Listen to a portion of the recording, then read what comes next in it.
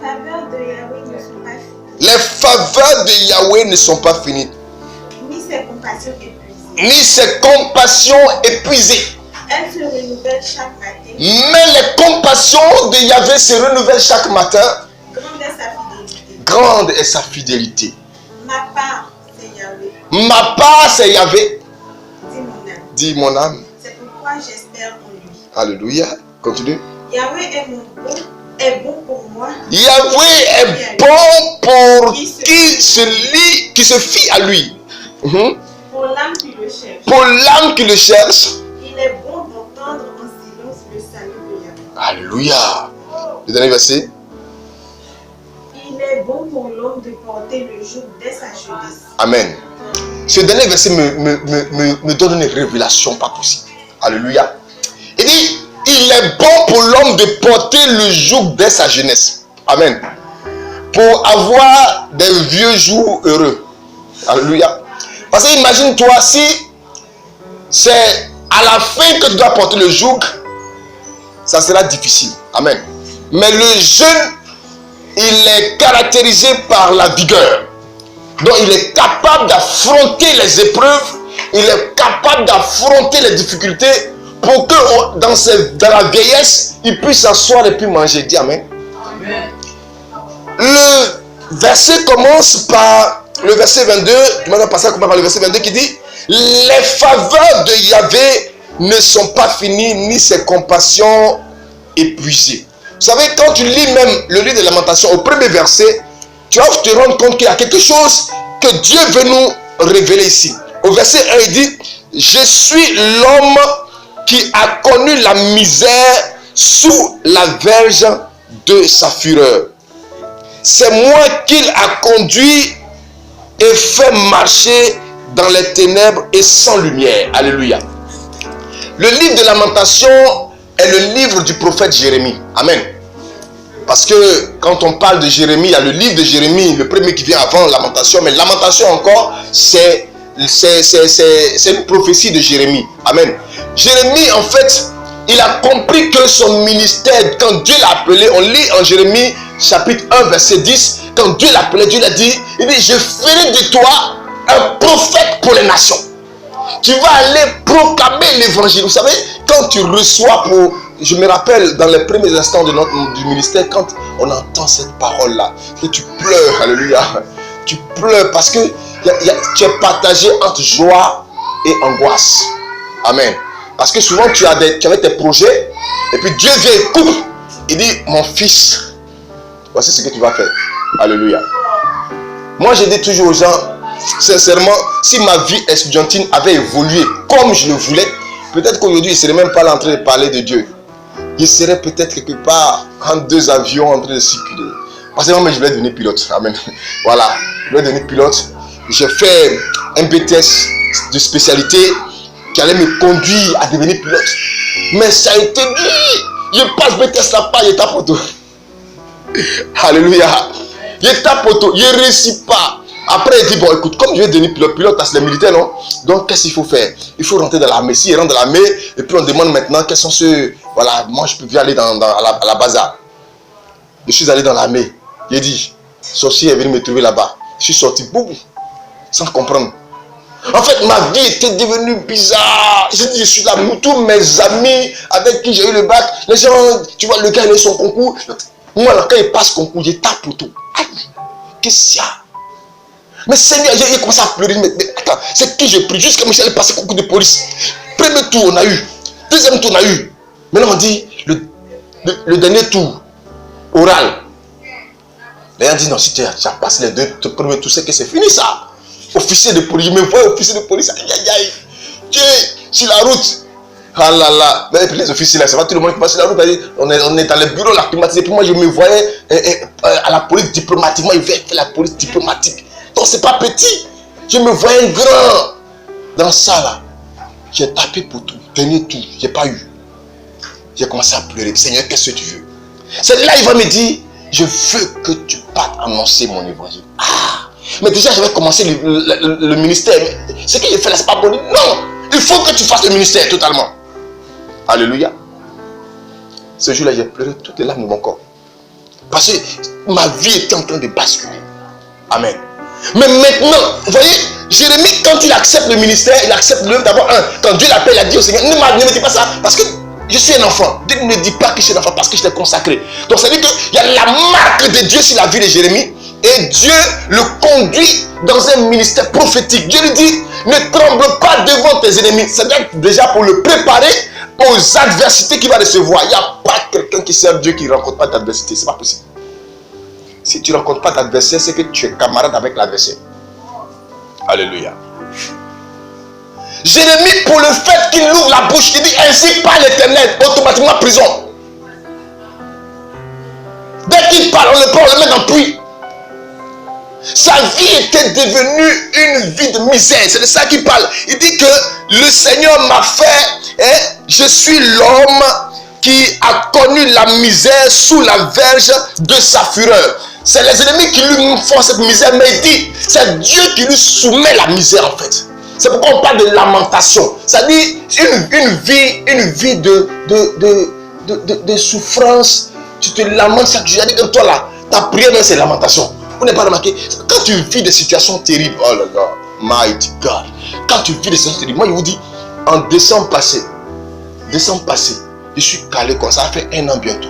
Je suis calé comme puis je fais pitié dans ma maison. Je ne peux pas dormir, je passe des nuits blanches. Il y a sommeil dans mon corps, je ne peux pas dormir. Amen. Je suis là, je pleure. Quand j'ouvre la bouche là, je pleure sur moi. Amen. Je ne comprends pas, Seigneur. Mais attends, que tu m'as appelé pour faire là-haut. Donc, pour faire ça là, il faut souffrir comme ça. Il faut être humilié comme ça. C'est-à-dire que tu deviens même la risée des gens. C'est pourquoi Jérémie va le dire que il dit lui-même son nom est devenu, ce qu'on peut dire en Côte d'Ivoire, c'est devenu combat dans la bouche des gens. Les gens comme ils n'ont rien à faire, ils s'asseyent, Jérémie, matin, Jérémie, le soir, Jérémie. Ça dit que lui quand il passe, on dit Alléluia. Une année, je devais aller prêcher. Le prêtre m'a appelé, il m'a dit, frère David, prépare-toi, on a une évangélisation, tu vas prêcher. C'est un grand programme. Un peu, ils ont des programmes là comme adoration matinale. C'est moi-même qui ai ouvert ça là-bas. Amen. Avec le père, on a fait, et puis ça a commencé à prendre. Maintenant que ça a pris là, le père m'appelle pour que je puisse venir prêcher. On a tout calé. Quelques jours après, il m'envoie un texto. Je l'ai appelé, il n'a pas décroché. Et après, il m'envoie un texto. Il dit, frère David, on va voir un autre programme que tu puisses venir prêcher. Parce que le curé est venu, le curé dit qu'il a trouvé quelqu'un d'autre pour prêcher. Il dit, aïe, c'est qu'elle a fait ça. Allez, quand j'ai fouillé, j'ai commencé à fouiller bien. Mes détracteurs sont passés avant. Amen. Quand ils ont appris, parce que le gars il a fait un podium, il a fait une bâche, et puis il a balancé sur Facebook, tout ça. Donc les gens ont vu. Ils sont passés avant pour aller dire, ce gars-là, ce petit-là, c'est un faux type. C'est un faux type. Si tu veux, toi, un jeune prêtre, tu viens de commencer ton ministère, si tu veux évoluer, il ne faut pas marcher avec des gens comme ça. Donc lui-même, il est mélangé. C'est vrai, il vient de commencer le ministère de prêtre. Donc il ne faut pas aussi, il va se gâter. On lui a dit, il ne faut pas marcher avec moi. Donc, il m'a dit carrément, bon, c'est qu'elle suit, je ne vais pas t'inviter, mais c'est qu'elle suit, on reste en contact. On est là, on cause sur Facebook, mais il ne m'invite plus. Alléluia. Pourquoi? Parce que mes ennemis sont passés. Pour l'œuvre de Dieu. Mais dans tout ça, il y a ce qu'on appelle l'espérance. Un enfant de Dieu qui n'a plus d'espérance, il est perdu. Quand tu traverses les misères et que tu n'as pas d'espérance, tu es perdu. C'est l'espérance qui a fait que Joseph, dans la prison, il s'est dit, mon Dieu se levera. Un jour, mon Dieu se levera. Pourquoi? Parce que je sais, le premier jour, le Seigneur m'a appelé, c'est ce qu'il m'a dit. Et dans toutes choses que tu fais, si c'est Dieu qui t'a appelé, il t'a dit quelque chose au début. C'est ça qui doit être, comment dirais-je, un peu comme la pierre sur laquelle tu dois te bâtir. Pour que devant, si tu rencontres des obstacles, tu te souviens du premier jour où tu as fait la rencontre avec Dieu. Qu'est-ce qu'il t'a dit? Sinon, les épreuves sont l'héritage des enfants de Dieu. Alléluia. C'est pourquoi Jérémie va dire que les bontés de l'Éternel ne sont pas limitées. C'est ce qu'on appelle une bonté. La bonté, elle s'exprime dans un état de non-mérite. C'est-à-dire ce que Dieu manifeste dans ta vie, qu'on appelle la grâce. Il n'y a pas de mérite en fait. Mais Dieu, il est amour. Quel que soit le fait, même que tu sois un pécheur, Dieu te regarde comme son enfant. C'est pourquoi la Bible dit que Dieu, le grand créateur du ciel et de la terre, a pris le corps semblable à celui d'un homme en la personne de Jésus-Christ et il est descendu dans ce corps. Quand Jésus est descendu, quand Dieu est descendu dans ce corps qu'on appelait Jésus-Christ de Nazareth, il est resté dans ce corps et il a compris pourquoi il faut manifester la miséricorde envers l'homme. Alléluia. Parce que lui-même, il a été tenté, dit la Bible. Il a été tenté, on dit il a eu faim, il a eu soif, il a eu tout. Donc, il a été tenté, toutes les tentations que toi, tu as, et puis tu tombes là. Lui aussi, il a eu ça. Mais lui n'est pas tombé. Mais au moins, pour cela, il a compris pourquoi toi, tous les jours, tu pêches. Gloire à Dieu. Et il t'a justifié. C'est ce qu'on appelle la justification. Quand on dit tu justifies quelqu'un, ça ne veut pas dire qu'il n'a pas fait la chose. Tu sais qu'il a fait, mais tu dis non, ça là, toi aussi, il faut comprendre. Il ne pouvait que le faire, le gars l'avait fait. Tu vois, non? On dit il a volé. Oui, il avait fait. On dit il a violé une fille. Oui, mais toi aussi, dans la situation, les filles là aussi, elles s'habillent. Donc en fait, tu le justifies. Et c'est comme ça, Dieu va manifester son amour. On dit ses bontés ne sont pas limitées. Nous là, aujourd'hui, il y a des comment je sais pas appeler ça, des miséricordes que nous on peut manifester envers des frères, mais on les limite. Par exemple, tu peux dire, comment je peux dire ça, par exemple, une grâce présidentielle. On dit la grâce présidentielle, ça prend en compte telle catégorie de personnes, mais ceux-là, ils ne sont pas dedans. Donc ça dit que c'est une grâce qui est limitée. Pour Dieu, il ne la limite pas. Quand il la donne à tout le monde. C'est-à-dire la miséricorde qui a été manifestée. C'est qu'on dit Jésus-Christ, il est le sauveur de l'humanité. Que tu sois chrétien ou que tu ne sois pas chrétien, il a sauvé tout le monde. La seule chose qui te reste, c'est de dire Seigneur Jésus, aie pitié de moi. Alléluia. C'est dire aie pitié de moi. Mais il y a un temps pour toute chose, dit l'Ecclésiaste. Pendant que tu es en train de souffrir, pendant que tu es en train de pleurer, il y a un Dieu qui veille sur toi. Tes larmes ne tombent pas par terre. Le Seigneur recueille tes larmes. La Bible nous parle de Daniel. Daniel était un ministre dans le gouvernement de Darius. Et les gens ont commencé à faire des faux complots contre Daniel. Mais Daniel était fidèle à Dieu. La seule chose qui nous manque, c'est la fidélité à Dieu. La fidélité à Dieu. Si nous étions fidèles à Dieu, tout ce qu'on cherche, on va avoir. Éprouvé, d'accord. Mais un jour, Dieu se lève et puis manifeste sa gloire. Daniel, pour le simple fait, quand on lui dit ne prie pas, il dit mais ça on m'a tué. Il y a des gens ici, on dit ne prie pas ou tu les as sauvés même. Alléluia. On dit, tous les jours, je dois prier. On dit, maintenant, vous pouvez prier, c'est bon, dormons, c'est pas grave. Daniel dit non, je suis ministre, mais ministre sans prière, c'est pas un ministre. On dit, c'est caché pour prier. Jusqu'à ses colporteurs sont allés le voir, l'ont découvert, et puis sont allés voilà, dit au roi qu'il a pris et le jeté dans la fosse au lion. Mais comme je le disais la dernière fois à la veillée, il dit, quand tu es un homme de prière, il y a une gloire qui est sur toi. Aucun démon ne peut rien contre toi. Quand ils ont jeté Daniel dans la fosse, la Bible dit l'ange de Dieu est descendu avec lui. Dans tes épreuves, oh mighty God. Pourquoi l'ange de Dieu n'a pas empêché qu'on le jette dans la fosse? L'ange pouvait empêcher, mais il a laissé, ils l'ont jeté. Mais l'ange est descendu dans la fosse avec lui. Et les lions, au lieu de le croquer, les lions ont commencé même à le protéger. Alléluia. C'est pourquoi Proverbe pouvait dire que quand Dieu approuve la conduite d'un homme, il dispose même favorablement ses ennemis. C'est-à-dire le sorcier même, là, celui qui va t'aider même à sortir.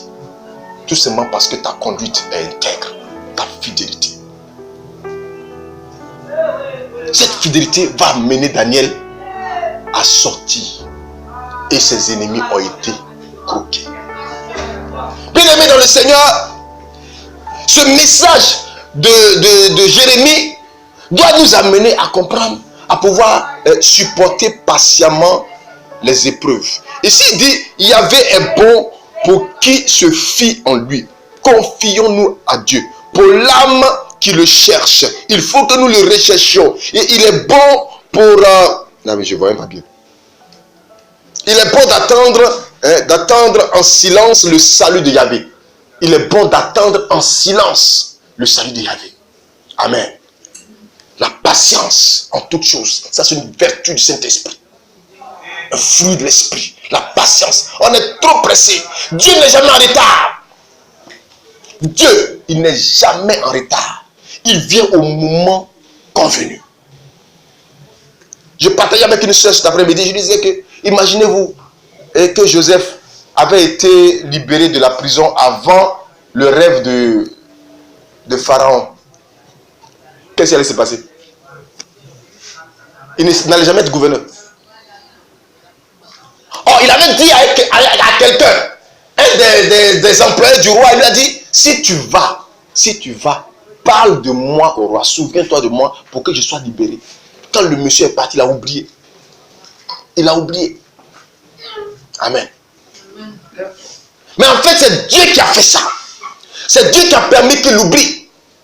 Pour qu'au moment convenu, non seulement il sorte de la prison, mais qu'il soit élevé. Parce que pour Dieu, ce n'est pas seulement la sortie de la prison. Dieu veut l'élever. Oh, Dieu lui avait déjà révélé depuis qu'il était tout petit que son étoile brillait plus fort que pour ses frères. Oh, bien-aimé dans le Seigneur, ton étoile brille. Ton étoile brille trop.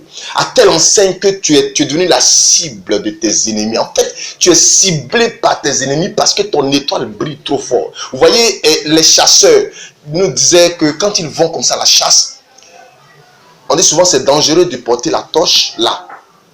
Or, généralement, souvent c'est là ils portent leur torche et ils s'en vont. Il paraît que la vipère ne dort pas la nuit. Amen. Elle dort la journée et puis elle se promène la nuit. Or, la vipère n'aime pas la lumière.